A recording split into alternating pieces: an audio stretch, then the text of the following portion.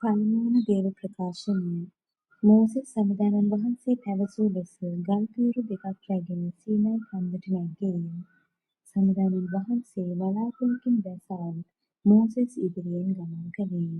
සමිඳානන් වහන්සේ මෝසෙස්ට කතා කොට මම දයානුකම්පාවෙන් පූර්ණ වහ නොකිපෙන සුළු මහා කාරුණික සහ විශ්වාසවන්ත දෙවියන් වහන්සේ යයි කීවේය.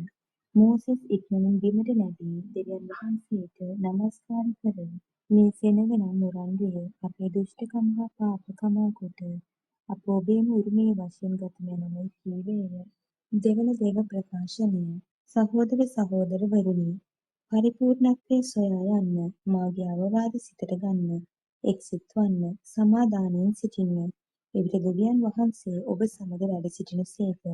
ඔබ සාමයෙන් සිටින විට දෙවියන් වහන්සේගේ වරප්‍රසාදයත් ජේසුස් වහන්සේගේ ආදරයත් ශුද්ධාත්මයන් වහන්සේගේ සහභාගීකමත් ඔබ සෑම දෙනා සමගම පවතිනු ඇත. සුවිශේෂ ප්‍රකාශනය දෙවියන් වහන්සේ ලෝකයාට කොතරම් ප්‍රේම කළසේක්ද කීවොත් ස්වකීය ඒක ජාතක පුත්‍රයාණන් වුවද ලොවට දෙවා වදාළසේක.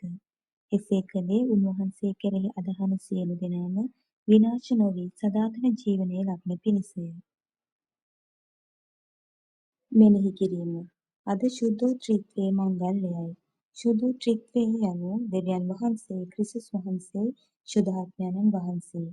අද පළමුවන කියවීම තුළ දෙවියන් වහන්සේ මිනිසුන්ට අසීමිතව ආදරය කරන බව අපට පසක් කර දෙනවා.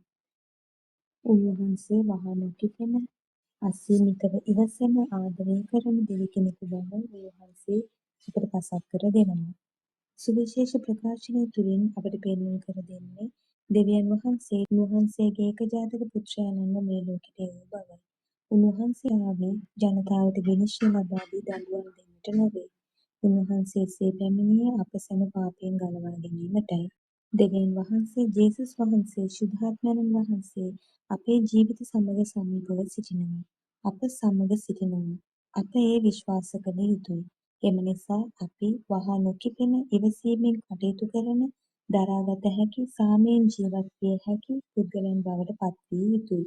එවිට තැනන් වහන්සේලා 3 දෙනාම අප දිහා බලා සතුටට පත් වෙනවා. ඒ වගේම ශුද්ධාත්මයන් වහන්සේ අප වරප්‍රසාද ලබා දෙනවා. එම නිසා ශුද්ධාත්ම මඟ පෙන්වීම පිහිට ඉල්ලා අපි අද යාඥා කරමු. ඔබ සැමට ජේසු පිහිටයි.